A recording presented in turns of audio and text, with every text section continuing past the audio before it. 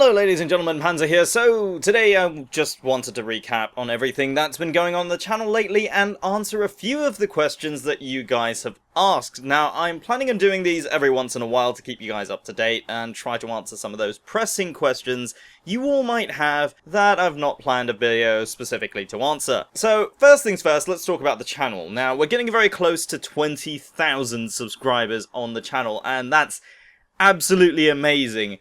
And I remember doing a video celebrating 10k not that long ago, and now we're already getting close to 20,000, so I thought I'd put something together to celebrate it, and I'm considering doing a live stream where we can chill out with some music, games, talk about lore and stuff. And but let me know what you guys would prefer. I'm considering doing the stream on Twitch, so if you're not already following me on there, go to twitch.tv/PanzerDuskAttack and hit that follow button so you can be notified of streams. But I may also end up just doing it here on YouTube, so let me know down in the comments what you guys prefer. Would you like to see a stream on YouTube or Twitch, or do you have another suggestion of what we could do for 20k? Let me know down in the comments. Alright, so I've got some plans lined up for the future, and I thought I'd share them with you guys and get to know how you all feel about them. So the Overwatch theories are still going to continue. I've got a few new ones lined up that'll be coming out fairly soon, so if you're here for that, don't worry, they're still here to stay. Just bear in mind that these do take a fair amount of time to make, so I can't put them up as often as other videos. Also, for those who liked the time-bending Tracer is dead theory, it will be making a comeback. I've decided to revisit that theory and do a remake of it, so that will be coming up at some point, but it will hopefully be better for it. So for those who liked that video, you'll be pleased to know it's coming back. As I said before, I didn't really like how I put that video together, so I've decided that since many of you did actually enjoy it, that I'd redo the whole thing from scratch. The lore videos have now been split up into their own series, so they're separate from the theory series. I will still be putting game updates up if you guys are still interested in that. I think it's good to keep updated with changes to the game, but I'll try to avoid too much of that and keep it to the biggest update, just so that we can stay more focused on the lore. But like everything else, I'd like to know what you guys think, so do let me know down in the comments what you prefer. Alright, last bit of channel stuff before we get on to answering questions. So there will be a new series starting up in a couple of months' time, and it'll coincide with the release of Battlefield 1. Yes, that's right, Battlefield 1 will be coming to the channel, but you might be thinking, what does that game have to do with what we're doing right now? Well, I thought it would be interesting to talk about the lore of Battlefield 1. That is, we're going to be looking at the historical side of things and doing comparisons with actual history. And of course going into the actual history of World War I through Battlefield 1. Of course, Titanfall 2 will also be coming out around that time, and for those who remember the episode of Why We Can't Have Mechs, I'll be revisiting that in the future with Titanfall 2. And I'll also be looking at some of the tech in the game and talking about it as well. So all this will be going alongside the current lineup of Overwatch content, which means a lot of work for me, but it also means that you guys all get to watch more videos too. Right, now that's all out of the way, let's get to answering questions. Now, these questions are pulled from the comments of many videos as well as from Twitter, so if you're not following me on Twitter, I suggest you go ahead and do that now. I can be found over at twitter.com/PanzerDusk, so go over there and hit that follow button, since a lot of quick updates and sneak previews of upcoming videos can be found on my Twitter. Plus, I am actually able to respond to questions much faster on Twitter, so it's probably best to follow me there anyway. Okay, the first question comes from the Reinhardt lore video, and it says, why were the Crusaders not mentioned once? And the simple answer for that is, there wasn't much info to go on prior to the release of the video for the upcoming Overwatch map set in Germany. Before this, there was next to no mention of the Crusaders or of Reinhardt's involvement with them, if any. Oftentimes when making the videos that I do, I try my best to only include information that's relevant and able to be referenced in a meaningful manner. So when there's a mention of something but no information provided about it, I often leave that out because I think it will cause some confusion. And this is just one of those cases where this has happened. The next one comes from the How Old is Soldier 76 theory video, and there are a fair few questions, or a fair few people asking the same things.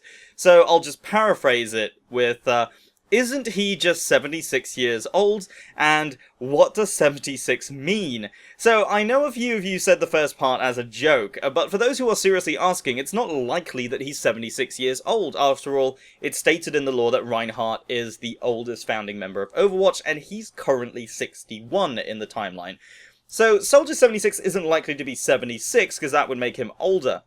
But as for what the actual number means, honestly, it could mean anything or even nothing at all. What you have to understand is that the name Soldier 76 wasn't a name he chose, but rather it was a name given to him by the media.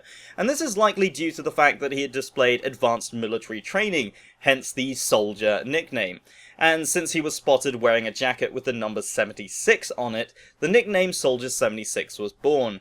And this is a common thing that the media does, actually. Often when a suspect or fugitive has not been identified in an official manner, they will resort to the most descriptive nickname possible, and after that he probably adopted the nickname for himself, accepting it as his new identity. The next question comes from the Alejandra is Sombra theory video, and this is again another common question that I get on this video. Or rather, it's not really a question, but just a common comment that I get. So again, I'll try to paraphrase it.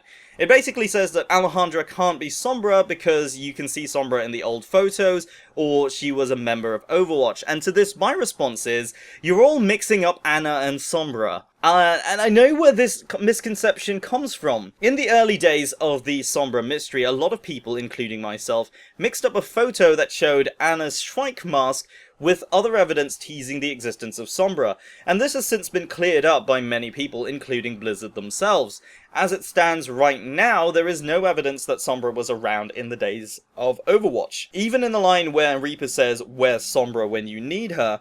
it does not suggest that she was around back then. All it means is that Reaper knows Sombra, and that's it. There's no further evidence right now that Sombra was around until much later in the timeline. In fact, the comic Old Soldiers that I did a breakdown video of shows that Reaper and Sombra were working together, and this is a point in time where Soldier 76 first meets Ana again, so we can confirm that this happens much later in the Overwatch timeline, but none of it suggests that Sombra was around earlier than that. Okay, now let's move on to Twitter, where I've received a couple of questions as well. The first question comes from Condor's Condor, a good friend of mine who has just started a YouTube channel, so feel free to check out some of the videos he has on there already. And he asked, what is my favourite Overwatch ship? And now, for those of you who aren't familiar with the concept of shipping, it's basically where two characters are imagined by people to be in a relationship. Most of the time this is off-canon, so it's purely for fun.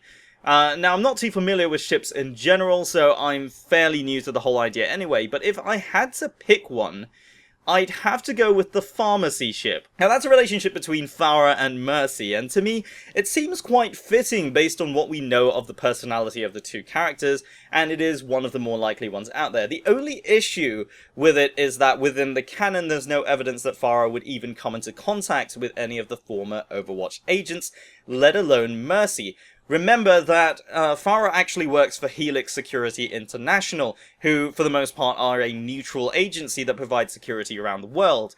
So, unless Overwatch or former Overwatch agents are involved in a particular scene that is defended by Helix, or Helix is sent in to aid Overwatch, there's no involvement directly between them throughout the lore. So that's the only real issue with it. But in the world of shipping, of course, anything's possible. There may be some stories that come out that would explain that, but at the moment there really isn't anything written in the lore that says that happens. Although, funnily enough, Jeff Goodman, one of the lead designers of Overwatch, thought the pairing was quite entertaining, and even though he stressed that it wasn't canon, he also said that Pharah's mother, Ana, would actually be okay with it. So, all in all, it's not that Blizzard isn't aware of it. Next question comes from Icy Caress. You might remember Icy from a while back on the channel where we played Gang Beasts with Dragast and Dai, and he asked, chocolate or vanilla? And I know this might sound like an odd choice for some of you, but I actually like vanilla more than chocolate when it comes to ice cream. And the simple reason behind that is that I've had some bad chocolate ice cream in the past. Mostly when the flavour is too strong or too rich, I just don't really enjoy it as much. But when it comes to vanilla, it seems like it's harder to mess it up overall. So it's what I'd pick, especially when I don't know the brand of ice cream that well. And the final question comes from Miss Carsonell. She's a good friend and YouTuber as well, and she asks, on a scale of 10, how awesome is Miss Carsonell? And you know, I don't really know if I can put a number on that. I will say, though, that maybe 1 to 10 isn't a big enough scale.